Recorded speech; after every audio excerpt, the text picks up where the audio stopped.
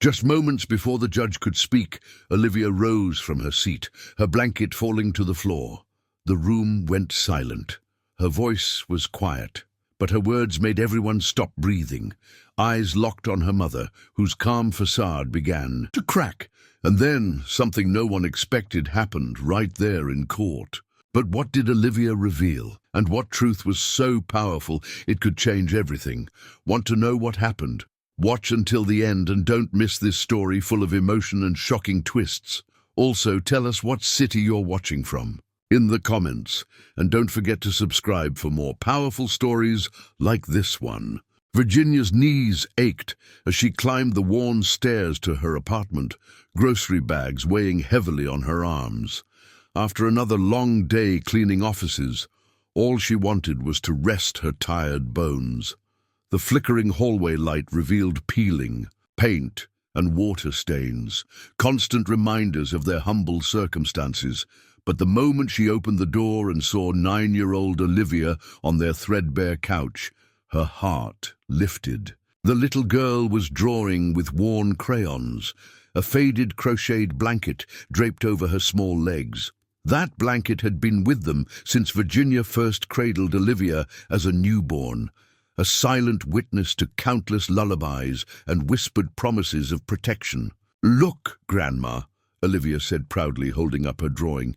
"It's Misty, the stray cat I found behind our building." Virginia smiled, setting down her bags to ruffle her granddaughter's hair. These simple moments were everything to her. 4 years had passed since that fateful morning when she'd discovered baby Olivia at her doorstep with a hastily written note from her daughter Rachel. "I can't do this. Take her. She's better off with you." Those words had changed Virginia's life forever. At 61, she'd become a mother again to her grandchild, while her own daughter disappeared into a world of addiction and sporadic phone calls. Virginia had stepped up without hesitation, working multiple jobs to keep a roof over their heads and food on the table. Their life wasn't perfect. The apartment was small, the furniture second-hand, and Virginia often worried about making ends meet. But they had each other, and that was enough. Each night, Virginia tucked Olivia in with that same crocheted blanket, thanking God for the blessing of this child in her life. But their peaceful existence shattered when a court summons arrived in a plain envelope. Virginia's hands trembled as she read the documents. Rachel was back, claiming she was clean, stable, and demanding custody of the daughter she had abandoned years ago. "What's wrong, Grandma?" Olivia asked, noticing Virginia's distress. "Nothing to worry about, sweetheart," Virginia answered, quickly folding the papers away. But inside, fear gripped her heart. How could the courts even consider giving Olivia to Rachel, the same daughter who couldn't stay sober long enough to care for an infant, the same woman who had disappeared for years without so much as a birthday and card? That night, after Olivia had fallen asleep, Virginia sat at their small kitchen table, papers spread before her. She couldn't afford a fancy lawyer. Her savings were meager, just enough for emergencies. What would become of them? What would become of Olivia if Rachel took her away? The thought of losing the child who had become her whole world was unbearable. Virginia clasped her weathered hands together and prayed for strength. Somehow, she would fight this battle. Somehow, she would keep her promise to protect Olivia, no matter what it took. The following week, Rachel appeared at their apartment door. Virginia hardly recognized her daughter. Gone was the disheveled young woman with hollow eyes. This, Rachel wore crisp clothing and a confident smile that didn't quite reach her eyes. She swept her gaze across the modest living room, lingering on the discolored wallpaper and discount store furniture. "Thanks for watching her all this time," Rachel said coolly, handing Virginia more court papers. "But I'm ready to be a real mother now. I have a job, a nice place in a better neighborhood. It's time Olivia came home with me." Virginia stood stunned, memories flooding back. The night searching for formula when Olivia was a baby, the hours spent singing lullabies by a flickering lamp, the constant prayers for her granddaughter's future before she could gather her thoughts. Rachel turned to leave, The court date is next week. Prepare Olivia, Rachel added with a tight smile. She'll need to pack her things. After Rachel left, Virginia sank onto the couch, her heart racing. She remembered when Rachel was 15, a promising student who loved track and field. That was before a knee injury led to painkillers, the first domino in a devastating chain. How could she entrust Olivia to someone who had abandoned her own child?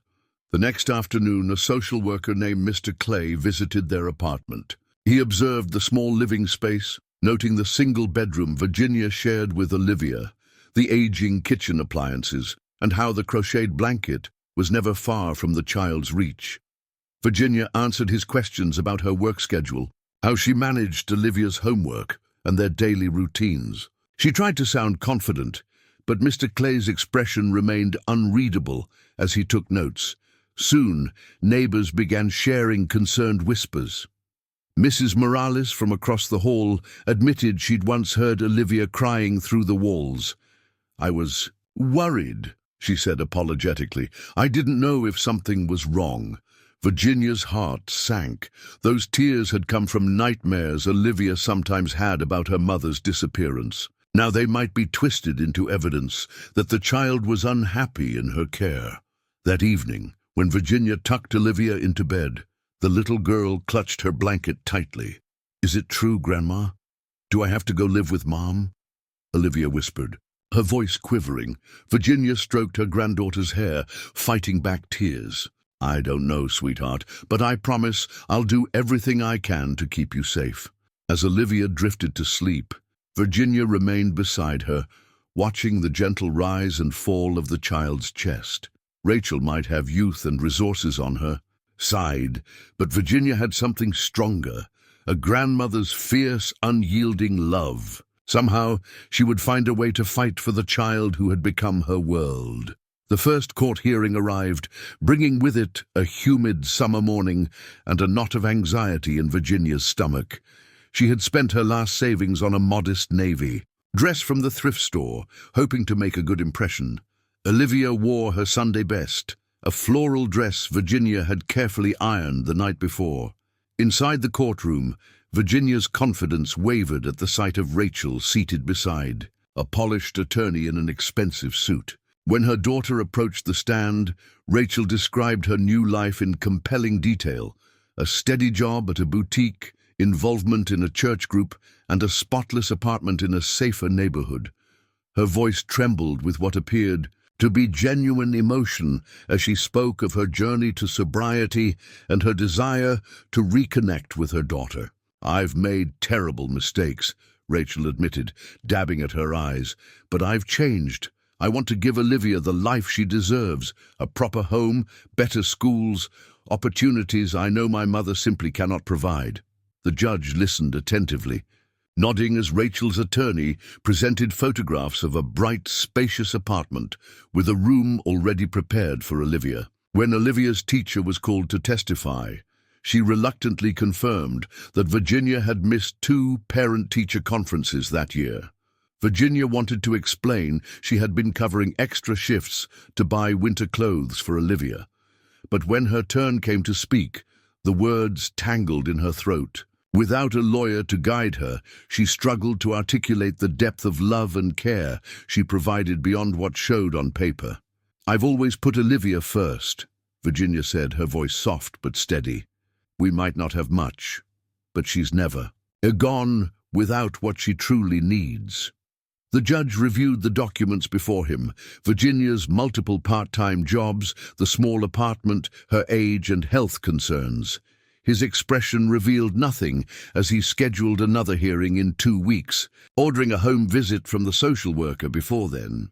Walking home from the courthouse, Virginia held Olivia's hand tightly, the weight of uncertainty pressed down on her shoulders. On paper, Rachel seemed like the better option. Younger, apparently stable, with more resources. How could Virginia compete with that?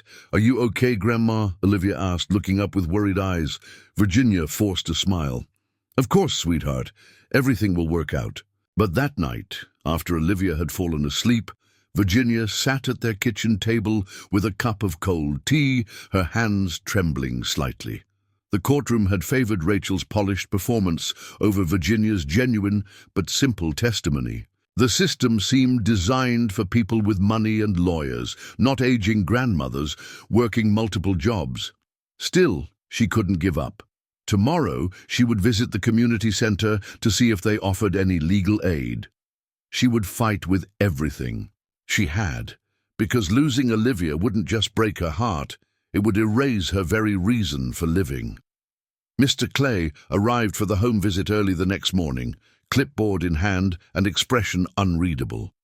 Virginia had been up since dawn, tidying their small apartment, making sure Olivia's homework was prominently displayed on the kitchen table. She'd even bought a small vase of fresh daisies, an extravagance she could barely afford. "I just need to observe your living situation," he explained, moving methodically through the rooms. He noted the single bedroom with 2 beds pushed against opposite walls, the modest but clean bathroom, and the kitchenette, where Virginia prepared simple but nutritious meals. "How do you manage childcare when you're working late shifts?" he asked, making notes as Virginia explained their careful routine. How Mrs. Morales watched Olivia after school on Tuesdays and Thursdays. How Virginia arranged her cleaning jobs around Olivia's school schedule, sacrificing sleep rather than time with her granddaughter. After Mr. Clay left, Virginia felt drained. His questions had been thorough but fair, yet she couldn't shake the feeling that their humble life looked inadequate on his official forms. That evening, she found Olivia sitting quietly on the fire escape, watching the sunset paint the sky, in shades of orange and purple. "Grandma, what happens in court?" Olivia asked softly, as Virginia settled beside her. Virginia chose her words carefully. "People talk about what they think is best for you. The judge listens and decides. Does what I want matter?" Olivia's voice was small. "It should," Virginia answered, putting her arm around the child's shoulders. "It absolutely should." The following day, Rachel requested a supervised visit with Olivia.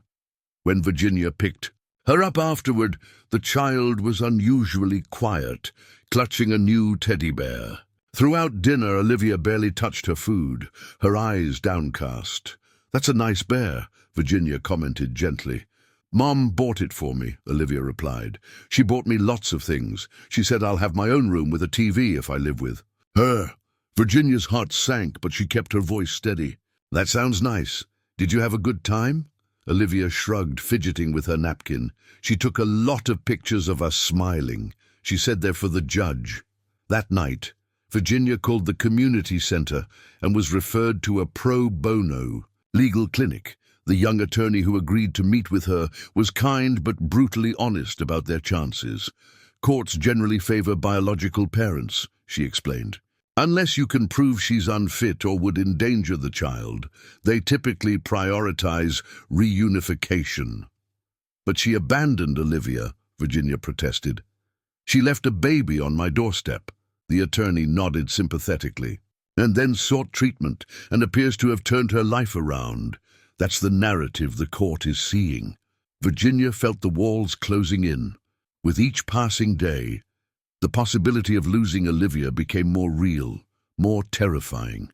She thought of the child's drawings covering their refrigerator, her small shoes by the door, the sound of her laughter filling their modest home.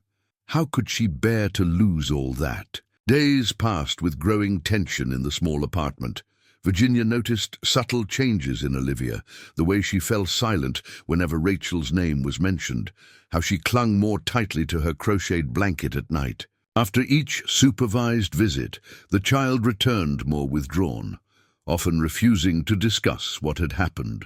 One evening, Virginia found Olivia sitting cross-legged on her bed, staring at a photograph Rachel had given her of a large bedroom filled with toys and a canopy bed. "Is this going to be my room?" Olivia asked, her voice barely audible. Virginia sat beside her, choosing her words carefully. "Your mother wants you to live with her, but nothing's been decided yet." "I don't want a fancy room," Olivia whispered, leaning against Virginia's shoulder. "I just want to stay with you." Virginia hugged her close, breathing in the familiar scent of her hair. "I know, sweetheart. I'm doing everything I can." The pro bono attorney had filed character statements from Olivia's teacher, the elderly couple, downstairs, who often shared Sunday dinners with them, and even the local librarian who ran the reading program Olivia attended.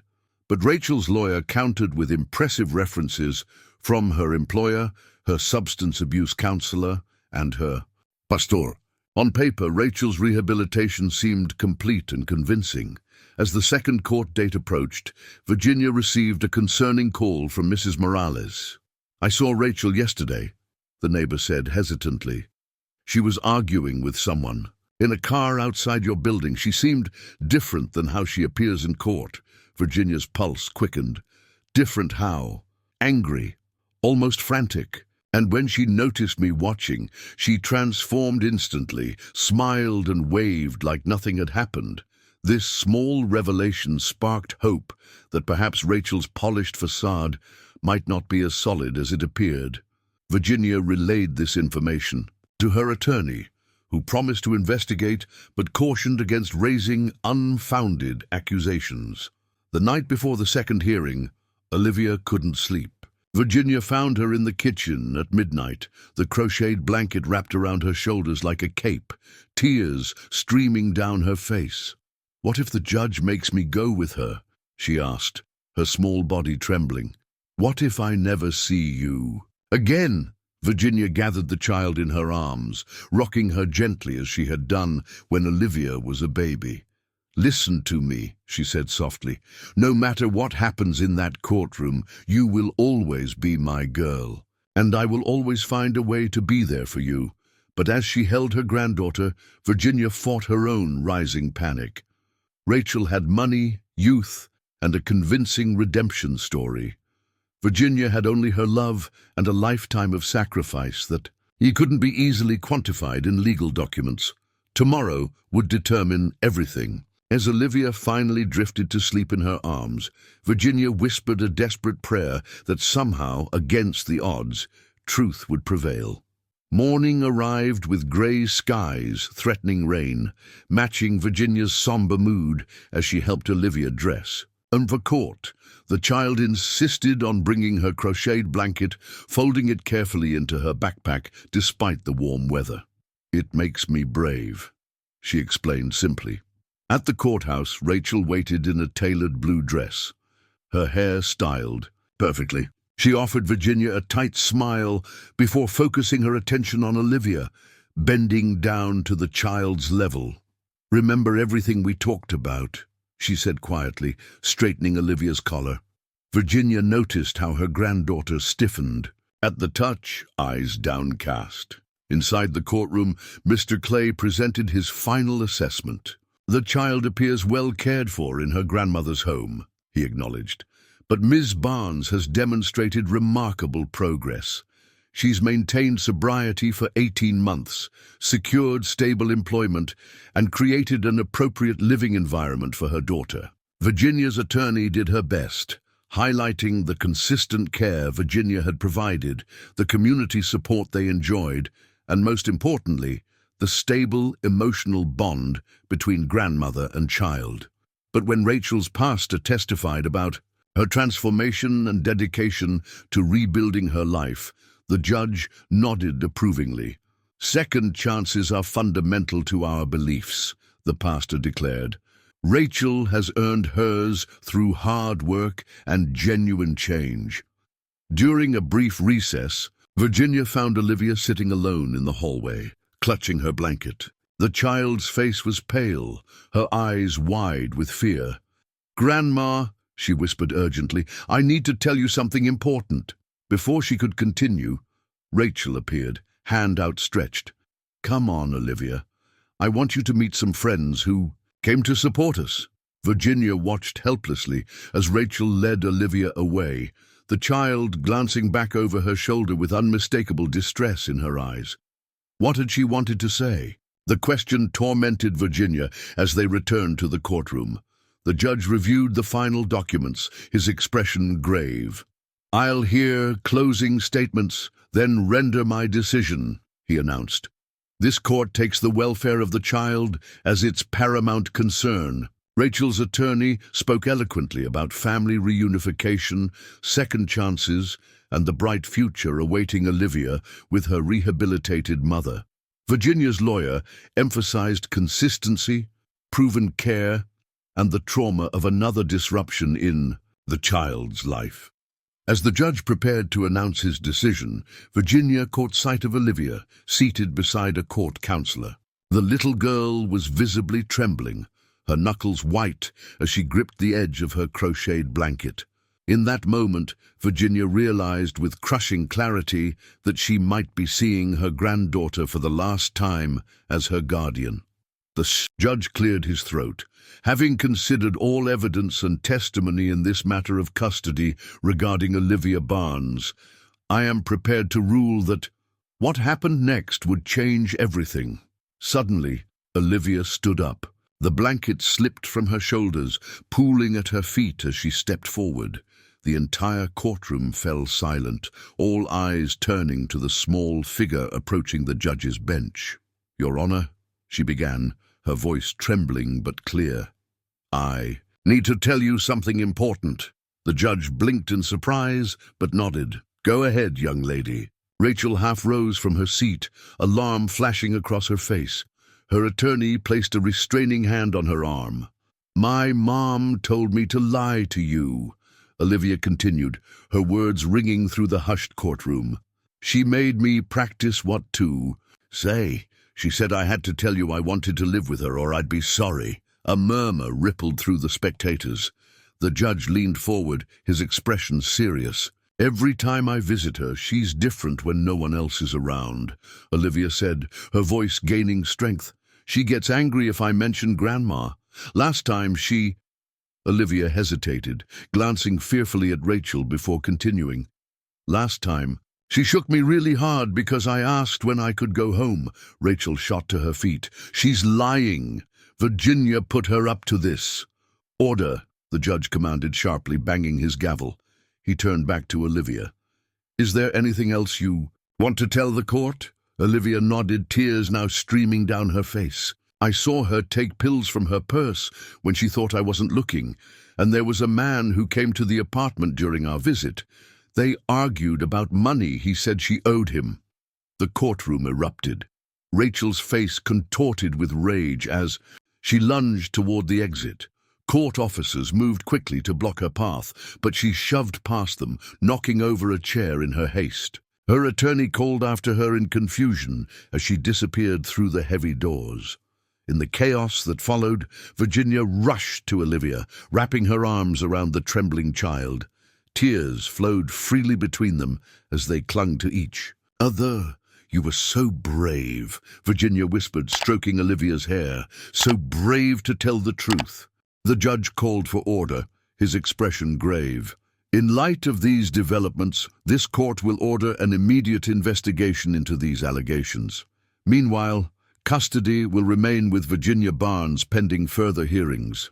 As they left the courtroom that day, Virginia felt both shaken and relieved. Olivia walked beside her, the crocheted blanket once again wrapped around her shoulders like a superhero's cape. The battle wasn't completely over, but truth had prevailed when it mattered most. In the weeks that followed, the truth about Rachel's rehabilitation unraveled quickly. Investigators discovered her boutique job was fabricated. The store manager had never heard of her. Neighbors in her supposedly stable apartment reported frequent disturbances and strangers coming and going at all hours. Her drug test, ordered immediately after the hearing, came back positive. Rachel herself had disappeared, failing to appear for subsequent court dates. Her lawyer withdrew from the case, looking decidedly uncomfortable when questioned about what he might have known about his client's deception. 1 month after Olivia's brave testimony, the judge made his final ruling, granting Virginia permanent legal guardianship. Mr. Clay personally delivered the news, offering a rare smile and an apology. "The system isn't perfect," he admitted, Sometimes we miss things, especially when someone is determined to deceive us. I'm sorry for what you both went through. The community that had once whispered concerns now rallied around them. Mrs. Morales organized a small celebration dinner.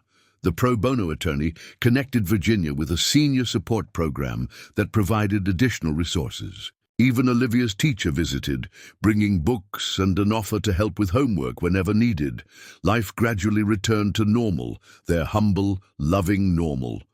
Virginia reduced her work hours, accepting the help that was offered without shame. Olivia's nightmares became less frequent, though she still kept her crocheted blanket close.